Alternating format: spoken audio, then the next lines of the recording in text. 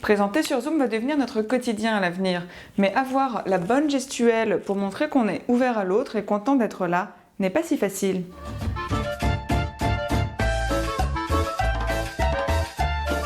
Nous allons commencer cette présentation par une injonction. Ne lisez pas une feuille que vous aurez préalablement écrite, car cela enlèvera tout naturel à votre discours.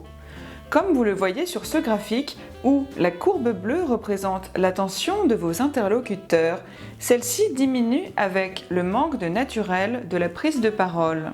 On peut donc en déduire qu'il y a une corrélation entre les deux, même si rien ne permet de le prouver. Les réunions en ligne sont l'occasion de montrer à vos interlocuteurs et employeurs que vous avez les notions de base de l'image, de la mise en scène et des angles de vue qui désavantagent tout être humain. Privilégiez une lumière naturelle et un point de vue légèrement plongeant. Mais ne vous prenez pas trop la tête, ce n'est pas un shooting photo. Si vous n'avez rien à dire mais que vous devez absolument intervenir pour des raisons d'image, rallongez toute prise de parole en commençant vos interventions par « Vous m'entendez ?» Même s'il est très tentant de ne pas écouter ce que disent les autres pour avancer sur vos propres tâches et scroller des sites en ligne, essayez de ne pas le faire et de rester attentif à ce qui se passe au risque de trouver de nombreux ennemis lors de votre retour au bureau. Excusez-moi, j'aimerais rajouter quelque chose.